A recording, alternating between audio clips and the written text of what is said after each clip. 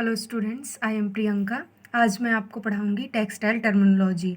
इसमें पहला है पोट्स। पोट्स का मतलब होता है पका हुआ कपास का फल, मतलब कि कपास का जो फल होता है वो पकने पर जो होता है तो उसको हम पोट्स कहते हैं। नेक्स्ट है गांठ लगाना, बाइलिंग। बाइलिंग का मतलब होता है कपास के रेशों को बांधकर गट्ठर बनाना, मतलब कि कपास के रेशों को जब हम इकट्ठा करते हैं तो उनका गट्ठर बना लेते हैं, उसको हम बैलिंग कहते हैं। ठीक है। नेक्स्ट है गिनिंग, ओटना, मतलब कि बिनौलों को कपास के रेशों से अलग करना। कपास के रेशों में छोटे छोटे बीज होते हैं, उनको जब हम अलग करते हैं तो उसको हम गिनिंग बोलते हैं। ठीक है। नेक्स्ट है कॉम्बिंग, कंघी करना रेशों को समांतर करना, बड़े रेशों को छोटे रेशों से पृथक करना, मतलब कि किसी भी जब वो रेशे होते हैं ना वो उलझ जाते हैं तो उनको हम कॉम्बिंग कर लेते हैं, कंघी कर लेते हैं, मतलब छोटे रेशों और बड़े रेशों को अलग अलग कर देते हैं, इसको हम कॉम्बिंग कहते हैं। नेक्स्ट है मिक्सिंग, मिश्रित करना, विभिन्न प्रकार के रेशों को मिलाना, मतलब कि अलग अलग टाइप्स के रेशों को मिलाना, इसको हम मिक्सिंग कहते हैं।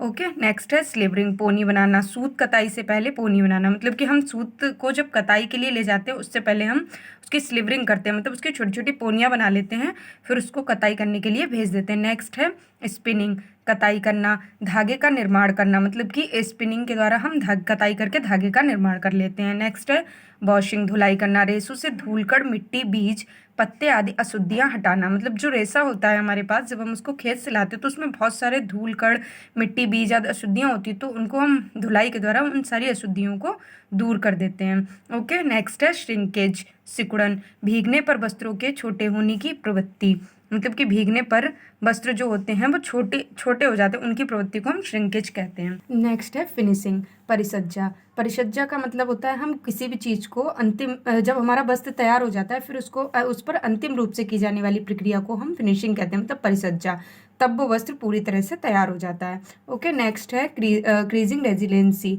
मतलब सिलवट प्रतिरोधकता, वस्त्र पर सिलवटें नहीं पड़ना। इस प्रक्रिया के द्वारा जो वस्त्र पर सिलवटें होती हैं उनको हम निकाल देते हैं, इससे वस्त्र पर सिलवटें नहीं पड़ती हैं। नेक्स्ट है इलेक्ट्रिसिटी, प्रतिष्ठता, मतलब खींचने के उपरांत पूर्वाकृति वापस ग्रहण करने की क्षमता, तो कोई भी वस्त्र होता है उसमें प्रतिष्ठता होती है, मतलब उसको खींचो फिर वही उस पूर्वाकृति में वापस चला जाए, उसको हम प्रतिष्ठता कहते हैं। ओके। नेक्स्ट है रेजिलेंसी, रेशों की मूल रूप वापस ग्रहण करने की क्षमता को हम रेजिलेंसी कहते हैं। ओके। नेक्स्ट है रेटिंग, मुलायम करना, तने से छाल अलग करने के लिए नमी, पानी या ओस में गलाना। जब हम किसी भी तने से छाल को अलग करते हैं तो उसको हमें कुछ दिनों के लिए नमी, पानी या ओस में गलाना पड़ता है, तब वो जाके मुलायम होता है। इस प्रक्रिया को हम क्या कहते हैं? रेटिंग। ओके। नेक्स्ट है शेयरिंग, कताई तथा सड़ाई, मतलब कि भेड़ के शरीर से बाल उतारना। शेयरिंग प्रक्रिया को हम कहते हैं भेड़ के शरीर से बाल उतारना। जब हम भेड़ के शरीर से बाल उतारते हैं उस प्रक्रिया को हम क्या कहते हैं? शेयरिंग। ओके। नेक्स्ट है स्काउरिंग। स्काउरिंग का मतलब होता है सफाई करना, ऊनी रेशों की सफाई करना। ऊनी रेशे होते हैं उनसे जो सफाई करने की प्रक्रिया होती है उसको हम क्या कहते हैं स्टूडेंट्स? स्कोरिंग। ओके। नेक्स्ट है अपघर्षण, फ्रिक्शन, इसको कहते हैं रेशों या वस्त्रों की रगड़ एवं घर्षण सहन करने की क्षमता। जो रेशों या वस्त्रों को रगड़ एवं घर्षण सहन करने की क्षमता होती है उसको हम क्या कहते हैं? फ्रिक्शन। नेक्स्ट है ड्राइंग आउट, खींचकर निकालना, मतलब कि मृत भेड़ के शरीर से ऊन प्राप्त करना। जब कोई भेड़ मर जाती है उसके शरीर से हम जो खींचकर ऊन को प्राप्त करते हैं उसको हम ड्राइंग आउट करते हैं, मतलब कि खींचकर निकालना। मृत भेड़ के शरीर से ऊन प्राप्त करने को हम क्या कहते हैं स्टूडेंट? ड्राइंग आउट, मतलब खींचकर किसी चीज को निकालना, उसको हम क्या कहेंगे? Drawing out. ओके। नेक्स्ट है नमदा, फेल्ट, नमी, ताप एवं दाव द्वारा ऊनी रेशों को आपस में उलझाकर जमाना। हम नमी और ताप के द्वारा अपने ऊनी रेशों को आपस में उलझाकर जमाते हैं कुछ समय के लिए, उसको हम क्या कहते हैं? फेल्ट, मतलब नमदा। ओके। नेक्स्ट है डीगमिंग, गोंद हटाना, रेशमी रेशों से गोंद हटाना। रेशमी रेशे जो होते हैं उन पे कुछ गोंद लगा होता है तो उस गोंद को हटाने की प्रक्रिया को हम क्या कहते हैं? डीगमिंग। उस गोंद की प्रक्रिया को हटाने को हम डीगमिंग कहते हैं। ओके। नेक्स्ट है खिंचे ऊन, पुल्ड वुल, मतलब कि मृत भेड़ के शरीर से ऊन प्राप्त करना। मृत भेड़ के शरीर से ऊन प्राप्त करने को हम क्या कहते हैं स्टूडेंट? पुल्ड वुल। उस ऊन को हम पुल्ड वुल कहते हैं जो मृत भेड़ के शरीर से प्राप्त की जाती है। ओके। नेक्स्ट है रियलिंग, समेटना, रेशमी रेशों को बॉबिन पर लपेटना, मतलब कि जो रेशे होते हैं उसको हमें एक रील में समेटना होता है, रेशमी रेशों को बॉबिन पर लपेटना कहते हैं उसको। तो हम सारे रेशों को सुलझाकर एक बॉबिन पर लपेट लेते हैं, उसको हम क्या कहते हैं? रियलिंग, समेटना। नेक्स्ट है कीड़ों का पालन, सेरिकल्चर, रेशम के कीड़ों को पालने की क्रिया को हम सेरिकल्चर कहते हैं। रेशम के कीड़े जो होते हैं उनको हम शहतूत मलबरी लीव्स को खाकर वो बड़े होते हैं और शहतूत के पेड़ पर हम उनको पालते हैं। तो इस प्रक्रिया को हम क्या कहते हैं? सेरिकल्चर। रेशम के कीड़ों को पालने की क्रिया को हम क्या कहते हैं? सेरिकल्चर। ओके, नेक्स्ट है थर्मोप्लास्टिक फाइबर, ताप सुमन में रेशा। ताप से प्रभावित होने वाला रेशा जो होता है वो थर्मोप्लास्टिक रेशा होता है। ओके, नेक्स्ट है रिफोर्समेंट क्लोथ, पुनर्लंबित वस्त्रों से स्थायीपन बढ़ाना, मतलब इस प्रक्रिया के द्वारा हम वस्त्रों का स्थायीपन बढ़ा सकते हैं। ठीक है, नेक्स्ट है अल्फोस्ट्री। अल्फोस्ट्री का मतलब होता है फर्नीचर को ढकने के वस्त्र, मतलब कि हमारे घर में सोफा वगैरह होता है तो उसको ढकने के लिए हम जिस वस्त्र का यूज करते हैं उसको हम अल्फोस्ट्री कहते हैं। नेक्स्ट है डिस्चार्ज प्रिंटिंग। डिस्चार्ज प्रिंटिंग का मतलब होता है रंग को व्यंजित कर रंगाई करना।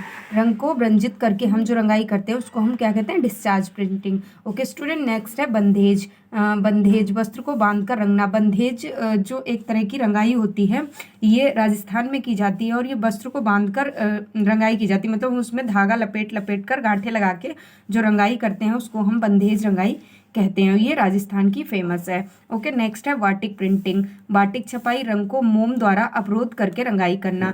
इस पे हम मोम के द्वारा रंग को अवरोध करके जो रंगाई करते हैं और उसको हम बाटिक छपाई कहते हैं। ओके, नेक्स्ट है वापताना, बुनाई के लिए लंबवत धागा। जब हम टेक्सटाइल में बुनाई करते हैं तो उसमें जो लंबे लंबे धागे यूज होते हैं उसको हम बाप कहते हैं, मतलब कि ताना, जो लंबवत धागा हम यूज करते हैं लंबे लंबे में एक फ्रेम पे, उसको हम बुनाई के लिए लंबवत धागा बोलते हैं। ठीक है, इसको हम बार्ब बोलते हैं। नेक्स्ट है वेप्ट, बाना। बाना जो होता है इसको हम बेड़े बेड़े में यूज करते हैं बुनाई के लिए अनुप्रस्थ धागा, मतलब कि जो बेड़े बेड़े में धागा होता है उसको हम वेप्ट बोलते हैं और जो लंबे लंबे में धागा होता है उसको हम बार्ब बोलते हैं। ओके, नेक्स्ट है डायरेक्ट डाई, प्रत्यक्ष रंग, रासायनिक रंग। इसको हम डायरेक्ट किसी भी कपड़े पर यूज कर लेते हैं, इसको हम डायरेक्ट डाई कहते हैं, प्रत्यक्ष रंग कहते हैं। ठीक है, नेक्स्ट है बोरेक्स, सुहागा। सुहागे का यूज हम दाग धब्बे छुड़ाने हेतु करते हैं। किसी भी कपड़े पर अगर हमारा दाग धब्बा लग जाता है तो दाग धब्बे छुड़ाने हेतु प्रतिक्रमक होता है सुहागा। इसका यूज हम दाग धब्बे छुड़ाने के लिए करते हैं। ठीक है, नेक्स्ट है लच्छी, सूत की लच्छियां तैयार करना। जो सूत होता है कपड़े बनाने से पहले उसकी हम छोटी छोटी लच्छियां बना लेते हैं तो उसको हम सूत की लच्छियां तैयार करना कहते हैं, लच्छी। कड़ापन देने वाला वस्त्र, वस्त्र को स्टार्च या गोंद का कल्प देना, मतलब कोई भी वस्त्र होता है उसको कड़ापन देने के लिए स्टार्च या गोंद का कल्प देते हैं, उसका यूज करते हैं तो वस्त्र पर कड़ापन आ जाता है। नेक्स्ट है ब्लॉक प्रिंटिंग, ठप्पा छपाई। लकड़ी का ठप्पा बनाकर वस्त्र पर छपाई करना। इसमें क्या होता है, लकड़ी के छोटे छोटे ठप्पे होते हैं और उनमें डिजाइन्स बनी होती है तो उसको हम कलर में डिप करके कपड़े पर उसको रखकर छपाई करते हैं, उसको हम ब्लॉक प्रिंटिंग कहते हैं। ओके, नेक्स्ट है कैम्ब्रिक क्लॉथ। कैम्ब्रिक क्लॉथ एक महीन सादी बुनाई का सूती कपड़ा होता है, इसका यूज हम करते हैं तो इसको हम कैम्ब्रिक क्लॉथ कहते हैं। ओके, आज की क्लास में इतना ही। थैंक यू, नेक्स्ट वीडियो में मिलते हैं। थैंक यू स्टूडेंट, आज की क्लास में इतना ही, मिलते हैं नेक्स्ट वीडियो में। और अगर वीडियो अच्छी लगी हो, आपको यूजफुल लगी हो तो आप इसको सब्सक्राइब करें, लाइक करें और अपने सजेशन दें कि आगे मैं किस तरह से वीडियो बनाऊं। Thank you student.